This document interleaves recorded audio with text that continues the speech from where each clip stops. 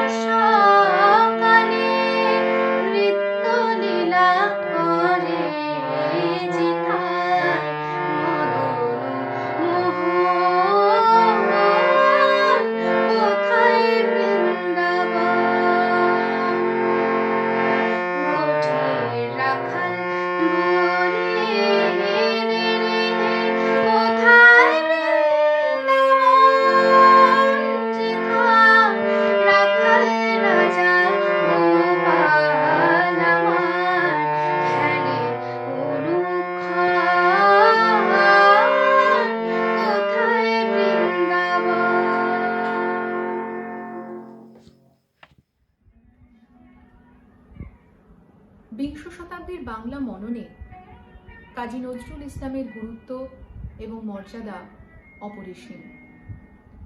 একাধারে কবি, সাহিত্যিক, সঙ্গীতজ্ঞ, সাংবাদিক, সম্পাদক, রাজনীতিবিদ এবং সৈনিক হিসেবে অন্যায় এবং অবিচারের বিরুদ্ধে কবি ছিলেন সর্বদাই সোচ্চার। বাঙালি সংস্কৃতির দুটি প্রধান ধারা, হিন্দু এবং মুসলিম ঐতিহ্য, সমান গুরুত্ব পেয়েছে তার সৃষ্টিকর্মে। তার কবিতা ও গানে এই একই মনোভাব প্রতিফলিত হয়েছে। অগ্নিবীণা হাতে তার প্রবেশ, ধূমকেতুর মতো তার প্রকাশ। যেমন লেখাতে বিদ্রোহী, তেমনই জীবনে, কাজেই বিদ্রোহী কবি। বর্ধমান জেলার চুরুলিয়া গ্রামে 1306 বঙ্গাব্দের 11ই জ্যৈষ্ঠ খড়ের ছাওয়া একটি মাটির ঘরে কবির জন্ম। তার ডাকনাম ছিল দুখু মিয়া। মাত্র 10 বছর বয়সে গ্রামের মক্তব থেকে নিম্ন প্রাথমিক পরীক্ষায় উত্তীর্ণ হয়ে সেই মক্তবেই পরবর্তীতে শিক্ষকতা, হাজি পালোয়ানের কবরের সেবক এবং মসজিদে মুয়াজ্জিন অর্থাৎ আজানদাতা হিসেবে কাজ করেন। কিন্তু অল্প বয়সেই বাবার অকাল প্রয়াণ হয় এবং কবিকে জীবন সংগ্রামে নামতে হয়। এরপর রাঢ় বাংলার কবিতা, গান এবং নৃত্যের মিশ্র আঙ্গিক লোকনাট্যে লেটো দলে কবি যোগদান করেন। কবির শিল্পী জীবনের শুরু এই সময় থেকেই এবং কবিতা, নাটক এবং সাহিত্য সম্বন্ধে কবি এই সময় থেকেই সম্যক জ্ঞান লাভ করতে শুরু করেন। লেটো দলের কিশোর কবি নজরুলের সৃষ্টিকর্মগুলোর মধ্যে অন্যতম ছিল রাজা যুধিষ্ঠিরের সং, শকুনি বধ, দাতা কর্ণ প্রভৃতি। আর্থিক অনটনের কারণে কবিকে বহুবার ছাত্র জীবনে প্রতিকূল পরিস্থিতির সম্মুখীন হতে হয় এবং তার ছাত্র জীবন বারবার বিঘ্নপ্রাপ্ত হয়। সম্ভবত 1917 সালের শেষ দিকে কবি কাজী নজরুল ইসলাম ভারতীয় সেনাবাহিনীতে যোগদান করেন এবং 49 নং বাঙালি রেজিমেন্টে একজন সাধারণ সৈনিক থেকে ব্যাটালিয়ন কোয়ার্টার মাস্টার হাবিলদার পর্যন্ত তিনি হয়েছিলেন তার সামরিক জীবনের 2.5 বছরের পরিধির মধ্যে। বাহিনীর সঙ্গে করাচিতে চলে যাবার পর তার গান, গল্প, কবিতা অজস্র ধারায় ঝরে পড়তে থাকে লেখনী থেকে। যুদ্ধক্ষেত্রে রচনাগুলির শেষে লেখা থাকত হাবিলদার কাজী নজরুল ইসলাম। করাচি সেনানিবাসে রচিত এবং কলকাতার বিভিন্ন পত্রপত্রিকায় প্রকাশিত সৃষ্টিকর্মগুলোর মধ্যে অন্যতম ছিল বাউন্টুলের আত্মকাহিনী। প্রথম ছাপার অক্ষরে প্রকাশিত কবিতা মুক্তি ছাপা হয় বঙ্গীয় মুসলমান সাহিত্য পত্রিকার শ্রাবণ সংখ্যায়। 1922 সালে কবির যে গুরুত্বপূর্ণ সাহিত্যকর্মগুলি প্রকাশিত হয় তার মধ্যে অন্যতম ছিল গল্প সংকলন ব্যথার দান, কবিতা সংকলন অগ্নিবীণা এবং প্রবন্ধ সংকলন যুগবাণী।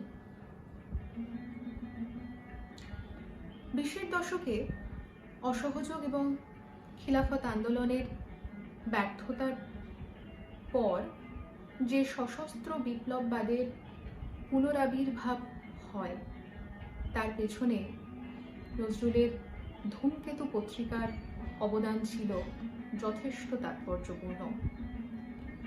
কারণ এই পত্রিকাই সেই সময়ের সশস্ত্র বিপ্লবীদের মুখপত্র হয়ে উঠেছিল। পত্রিকাটি প্রকাশিত হতো রবীন্দ্রনাথের আশীর্বাণী সহ। কাজী নজরুল ইসলাম কল্যাণী এসু, আয় চলে আয় রে ধূমকেতু, আঁধারে বাঁধ অগ্নি সেতু, দুর্দিনের এই দুর্গ শিরে উড়িয়ে দে তোর বিজয় কেতন। 1922 সালের 22শে সেপ্টেম্বর সংখ্যায় কবির রাজনৈতিক একটি কবিতা আনন্দময়ীর আগমনে প্রকাশিত হয় এবং এর পরপরই ধূমকেতুর অফিসে পুলিশ হানা দেয়।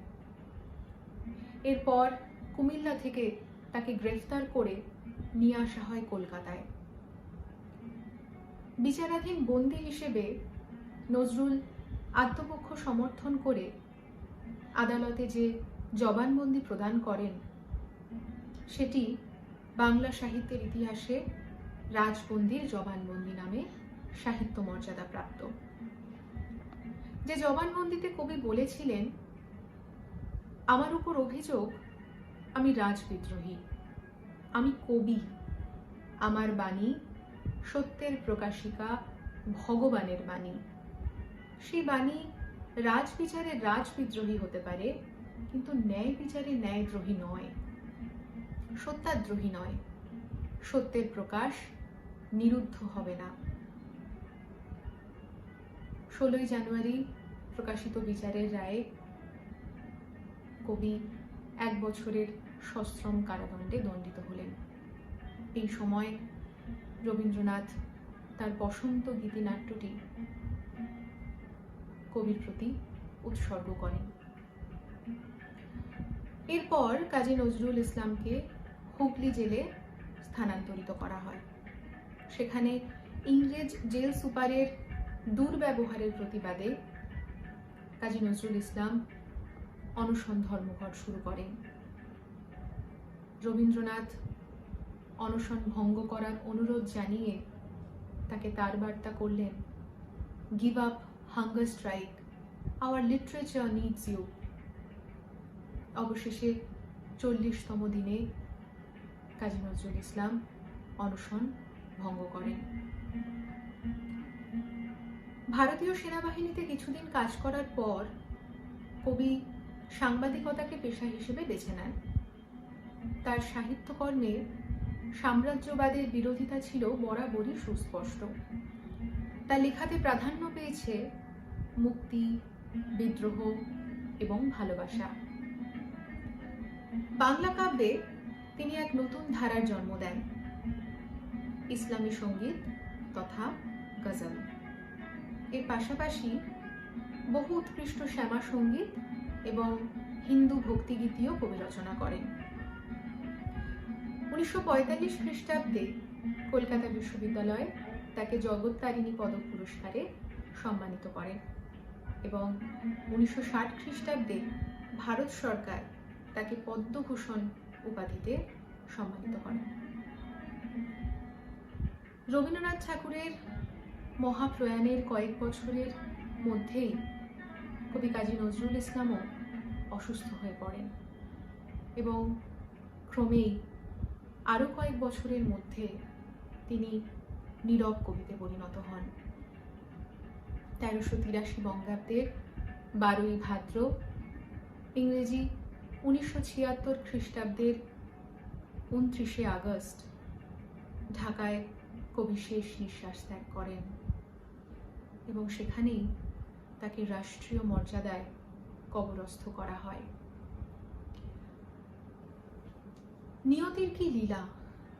40-এর দশকের প্রথমার্ধে যুদ্ধ, দুর্ভিক্ষ, রাজনৈতিক সংঘাত এবং সাম্প্রদায়িক উন্মত্ততার প্রেক্ষাপটে একে একে দুই মহান কবি বাঙালি জাতির কাছ থেকে বিদায় নিলেন।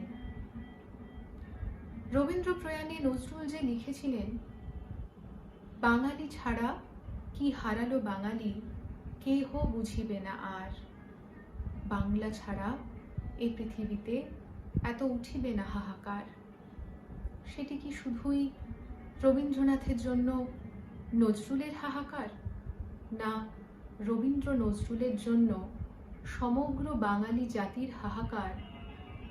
এর সদুত্তর যতই সময় এগিয়েছে ততই হয়েছে সুস্পষ্ট। নমস্কার। নমস্কার। কৃষকের ঈদ, কবি কাজী নজরুল ইসলাম। বেলাল বেলাল হেলাল উঠেছে পশ্চিম আসমানে, লুকাইয়া আছো লজ্জায় কোন মরুর গোরস্থানে? হেরো ঈদগাহে চলিয়াছে কৃষক, যেন প্রেত কঙ্কাল। কসাইখানায় যাইতে দেখেছ শীর্ণ গরুর পাল? রোজা ইফতার করেছে কৃষক, অশ্রু সলিলে হায়। বেলাল, তোমার কণ্ঠে বুঝি গো আজান থামিয়া যায়? থালা ঘটি বাটি বাঁধা দিয়া হেরো চলিয়াছে ঈদগাহে। তীর খাওয়া বুক, ঋণে বাঁধা শির, লুটাতে খোদার রাহে। জীবনে যাদের হার রোজ রোজা, ক্ষুধায় আসে না নিদ, মুমূর্ষু সেই কৃষকের ঘরে এসেছে কি আজ ঈদ? একটি বিন্দু দুধ নাহি পেয়ে যে খোকা মরিল তার, উঠেছে ঈদের চাঁদ হয়ে কি সে শিশু পাঁজরের হার? আসমান জোড়া কালো কাফনের আবরণ যেন টুটে, এক ফালি চাঁদ ফুটে আছে মৃত শিশুর অধর উঠে। কৃষকের ঈদ, ঈদগাহে চলে জানাজা পড়িতে তার, যত তাকবীর শুনে বুকে তার তত ওঠে হাহাকার। মরিয়াছে খোকা, কন্যা মরিছে, মৃত্যু বন্যা আসে। এজিদের সেনা ঘুরিছে মক্কা মসজিদে আশেপাশে। কোথায় ইমাম, কোন সে খুতবা পড়িবে আজকে ঈদে?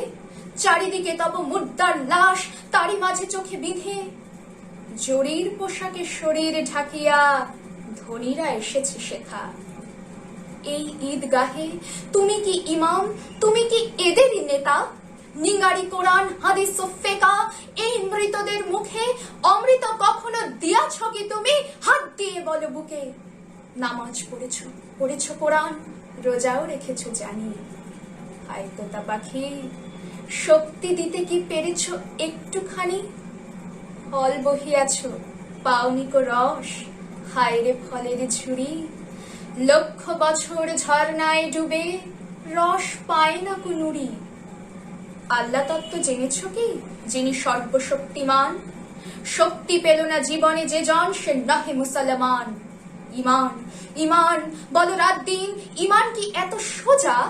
ইমানদার হইয়া কি কেহ বহে শয়তানি বোঝা? শোনো মিথ্যুক, এই দুনিয়ায় পূর্ণ যার ইমান, শক্তিধর সে টলাইতে পারে ইঙ্গিতে আসমান। আল্লাহর নাম লইয়াছ শুধু, বোঝুনি কো আল্লাহরে। নিজে যে অন্ধ, সে কি অন্যের আলোকে লইতে পারে? নিজে যে স্বাধীন হইল না, সে স্বাধীনতা দেবে কাকে? মধু দেবে সে কি মানুষে, যাহার মধু নাই মৌচাকে? কোথা সে শক্তি সিদ্ধ ইমাম, প্রতি পদাঘাতে যার আবে জমজম শক্তি উৎস বাহিরায় আনিবার? আপনি শক্তি লভে নিজে জন, হায় সে শক্তিহীন হয়েছে ইমাম। তাহারই খুতবা শুনিতেছি নিশিদিন। দিন কাঙালের ঘরে ঘরে আজ দেবে যে নবতাগিদ। কোথা সে মহান শক্তি সাধক, আনিবে যে পুনঃ ঈদ। ছিনিয়ে আনিবে আসমান থেকে ঈদের চাঁদের হাসি। ফুরাবে না কভু যে হাসি জীবনে, কখনো হবে না বাসি। সমাধির মাঝে গণিতেছি দিন, আসিবেন তিনি কবে? রোজা ইফতার করিব সকলে, সেই দিন ঈদ হবে। ধন্যবাদ।